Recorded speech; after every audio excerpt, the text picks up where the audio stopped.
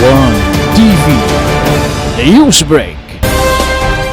Asenso Usamis moho sa Vice Mayor's League Misamis Occidental Chapter Meeting. Host o dawat sa Asenso Usamis Administration ang ipahigayon nga Vice Mayor's League of the Philippines Misamis Occidental Chapter Meeting adlang Huwebes, Nobyembre 20. Sa ulahing regular session sa Konseho ng Siyudad, Nobyembre 18, gipahinomdom ni Vice Mayor Simplicia Bebeneri ang mga kaubang sakop sa konseho nga gikinahanglang present aron moabag sa pagatiman sa mga bisita nga mga vice mayor sa mga lungsod sa syudad o probinsya. Sigurado usab ang mga vice mayor nga espesyal usab kining pagatambungan ni Usamis City Mayor Sam Norman Go Puentas. Gipasabot ni Vice Mayor nga mahinungdanon usab kayo ang panagiusa sa mga vice mayor gumikan kay kaabag kini sa ihipi ehekutibo sa pagpalambo sa otonomiya sa usa ka lokalidad pinagi sa mamugnang mga balaodnon.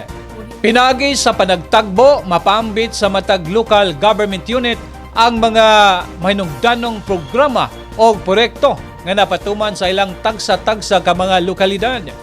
Gilauman usab sa mga okasyon nga gawas sa mga local official anausab ang pipila ka mga national agency sama sa Department of Interior and Local Government nga kaabag alang sa epektibong local governance. I would like to gently remind everyone that on November 20, 2025 is a Thursday,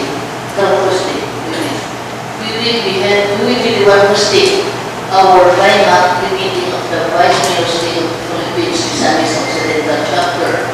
And in line with this, I am inviting all of our councilors to join us for the lunch on the same day. Like absent. Okay, this will be also an opportunity for you to meet and engage with our fellow vice mayors from the different municipalities and cities of the province. Your presence will be greatly appreciated as we welcome them here in Usamis City. So that will be on November 20, Thursday. One TV News Break.